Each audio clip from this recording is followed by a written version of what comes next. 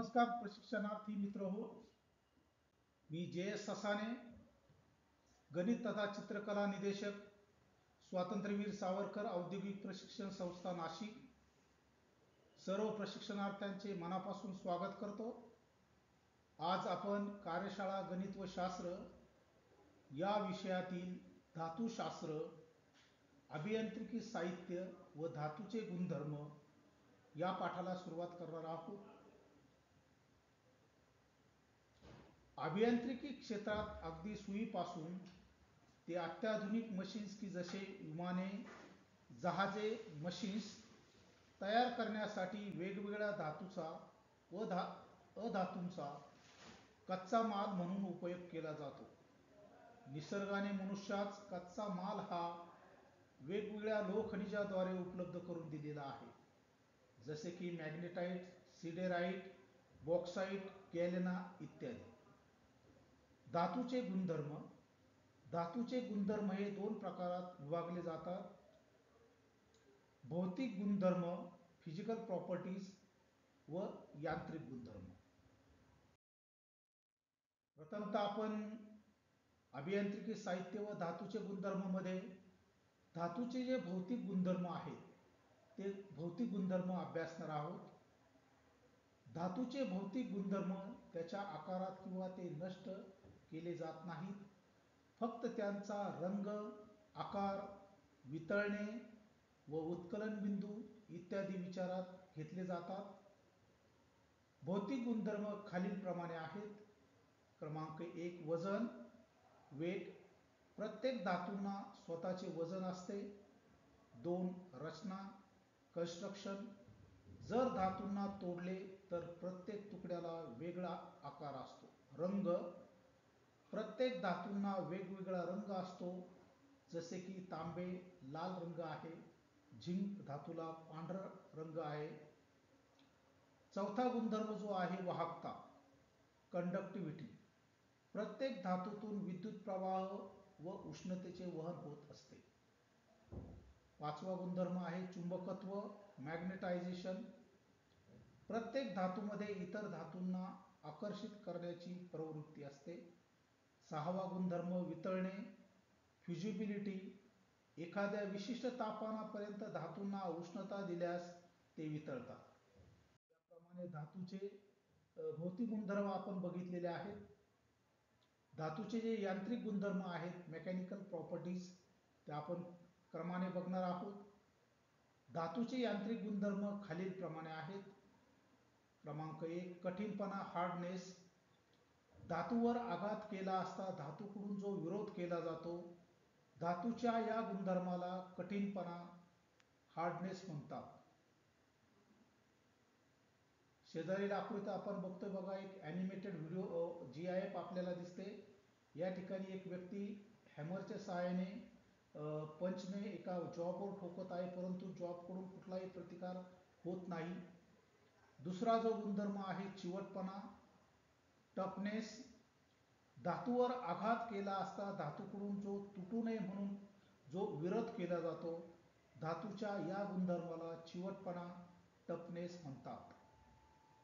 शेजारील आकृतीत आपण दिसतोय बघा, एका व्हाईसमध्ये एक जॉब धरलेला आणि त्या जॉबवर हॅमरच्या सहाय्याने आघात केला जातो, परंतु धातू हा त्या आघाताला प्रतिकार करतो विरुद्ध दिशेने. तिसरा जो गुणधर्म आहे तन्यता, डक्टिलिटी. धातूंना ठोकले असता त्यापासून धातू न तुटता तयार होत असेल तर धातूच्या या गुणधर्माला तन्यता, डक्टिलिटी म्हणतात.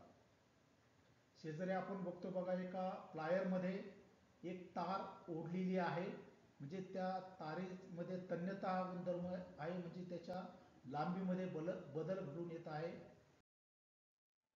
चौथा गुणधर्म आहे प्रसरणशीलता, मॅल्लेबिलिटी. धातूंना ठोकले असता त्यापासून धातू न तुटता पत्रा तयार होत असेल तर धातूच्या या गुणधर्माला प्रसरणशीलता, मॅल्लेबिलिटी असं म्हटलं जातं. शेजारील आकृतीत आपल्याला दिसते बघा, एका रोलमधून एक पत्रा, एक शीट टाकलं जात आहे, त्याचं त्या धातूला न तुटता सुद्धा त्याचा पत्रा तयार होत आहे. गुणधर्म क्रमांक 5 स्थितिस्थापकत्व, इलॅस्टिसिटी. धातूवर जोर किंवा भार लावला असता त्याच्या आकारात बदल घडून येतो. हा जोर किंवा भार आपण काढून टाकल्यास पदार्थ पूर्वस्थितीत येतो. धातूच्या या गुणधर्माला स्थितिस्थापकत्व असं म्हटलं जातं. शेजारील आकृतीमध्ये आपल्याला दिसतंय बघा, एक व्यक्ती स्प्रिंग ओढतो आहे. स्प्रिंग ओढल्यानंतर त्याने त्यावर जो भार दिलेला आहे तो भार काढून टाकला तर स्प्रिंग ही त्याच्या पूर्वस्थितीत येते. 6वा गुणधर्म आहे ठिसूळपणा, ब्रिटलनेस. धातूंना ठोकले असता त्याचे लहान लहान तुकडे होतात, तर धातूच्या या गुणधर्माला ठिसूळपणा, ब्रिटलनेस असं म्हटलं जातं. शेजारी आपण बघतो एक जर आपण काचेवर आघात केला तर काचेवर आघात केल्यानंतर काचेचे बारीक बारीक तुकडे होतात, म्हणजे त्या धातूमध्ये अधातूमध्ये ठिसूळपणा हा गुणधर्म आपल्याला बघायला मिळतो. धातूचे वर्गीकरण लोह धातू, फेरस मेटल व अलोह धातू या पद्धतीने केले जाते. खालील धातूच्या फरकावरून लोह धातू, फेरस मेटल व अलोह धातू, नॉन फेरस मेटल याच्यातील जो फरक दिलेला आहे त्यानुसार आपल्याला लक्षात येईल की दोन्ही गुणधर्मामध्ये किंवा दोघांमध्ये कशा प्रकारचा फरक आहे. लोह धातू आणि अलोह धातू. लोह धातूमध्ये लोखंडाचा अंश असतो, अलोह धातूमध्ये लोखंडाचा अंश नसतो. याची घनता जास्त असते, याची घनता जास्त नसते. लोह धातू उष्ण स्थितीत प्रसरण पावतात, तर अलोह धातू थंड व उष्ण स्थितीत प्रसरण पावतात. लोह धातूवर आघात केल्यास आवाज येतो, अलोह धातूवर आघात केल्यास विशिष्ट प्रकारचा असा आवाज आपणास ऐकावयास मिळतो.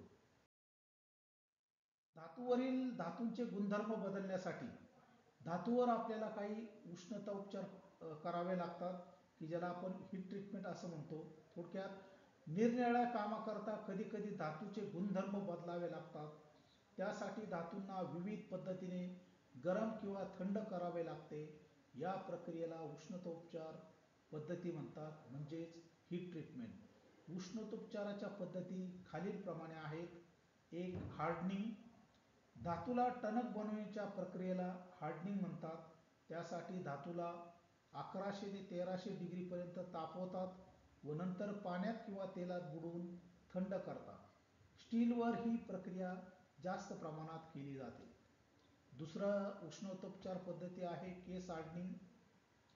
काही पृष्ठभाग आपल्याला एखादा धातूचा ठराविक खोलीपर्यंत टणक करायचा असेल तर त्यासाठी केस हार्डनिंग केली जाते. उदाहरणार्थ एखादा पृष्ठभाग हा बंद पेटीत ठेवून त्यावर कार्बनयुक्त मटेरियल, हाडे, कोळसा जर आपण त्यावर काही कालावधी पुरता ठेवला तर धातू हा केस हार्डनिंग म्हणजे त्याचा ठराविक खोलीपर्यंत पृष्ठभाग हा टणक. तिसरा धातूवरील उपचार पद्धती आहे टेम्परिंग.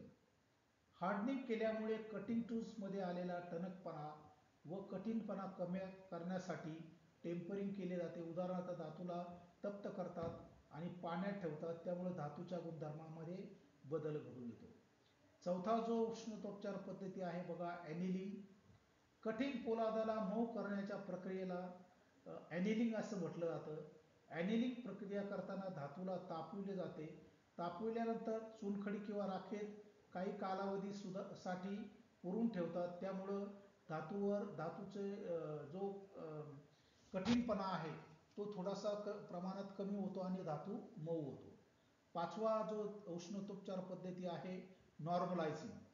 धातूला ठोकल्यामुळे अणूंची रचना बिघडते, ती पूर्वस्थितीत आणणे व 790 डिग्री पर्यंत तापवतात आणि मोकळ्या हवेत थंड करतात, त्यामुळे धातूवर नॉर्मलायझिंग ही प्रक्रिया होत असते.